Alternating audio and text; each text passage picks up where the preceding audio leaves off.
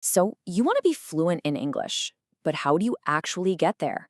Forget about some magic formula or studying 10 hours a day. Honestly, the real secret is way simpler. It's about building a few powerful habits into your daily life. Let's dive in. I totally get it. Learning a new language can feel huge, right? You've got grammar rules that make no sense, a vocabulary list that seems endless, and then there's pronunciation, which can feel just plain weird in your mouth. It's a lot. And it can be so frustrating. You can spend hours with your nose in a textbook, but then when it's time to have a real conversation, you just freeze. If that sounds familiar, trust me, you are not alone. But what if the answer wasn't to study more, but to study differently? What if the answer was just this simple number? 6. That's it. Just 6 habits that you can start weaving into your everyday life to finally start seeing and feeling real progress. Okay, so this is the big mindset shift we need to make. Let's move away from those massive, exhausting study sessions. Fluency isn't built in a weekend. It's built through consistency, day after day, until English starts to feel less like a school subject and more like a part of you. All right, let's jump into our very first habit. And honestly, it's the most important one. If you want to speak English fluently, you've got to speak. It sounds so obvious, but it's the one thing people avoid because they're scared. We have to break that cycle.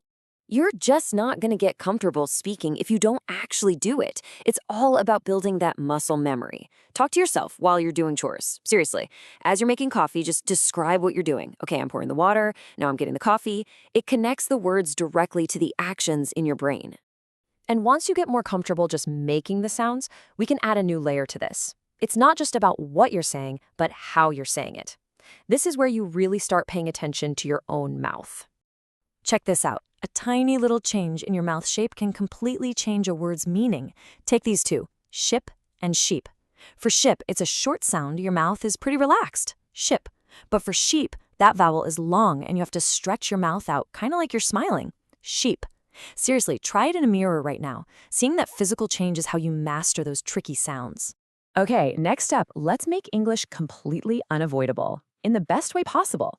We're going to use passive learning to our advantage by changing the environment around you. It is time to immerse your world. Now, this one sounds almost too simple, but don't underestimate how powerful it is. Change the language on your phone to English. All of a sudden, words like settings, messages, calendar, they become part of your daily routine without you even trying. The whole goal here is to surround your brain with English so it stops feeling so foreign.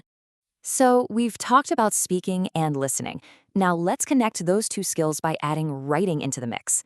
This habit is a really powerful way to start organizing your thoughts in English. And look, you're not writing a novel here. All you need is 5, maybe 10 minutes a day. Write about what you did, how you're feeling, a cool conversation you had. The act of writing forces you to slow down and really think about sentence structure. And it's a great way to find those little gaps in your vocabulary. All right, I know this next one can feel like the scariest step, but I promise you it is the fastest way to get better. It's time to actually talk to native speakers. This is where all that practice really comes to life. And let's just get one thing straight right now. You are going to make mistakes, and that is 100% okay. In fact, it's a good thing. It means you're trying. Heck, native speakers mess up our own language all the time. Remember, the goal of a conversation is just to connect with another person, not to be perfect.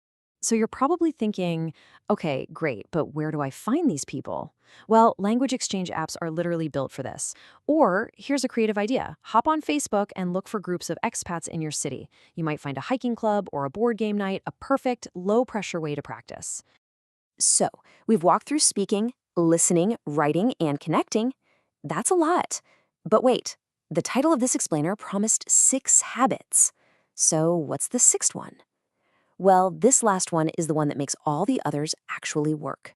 And that final, most critical habit is consistency. It's not about being perfect once a week.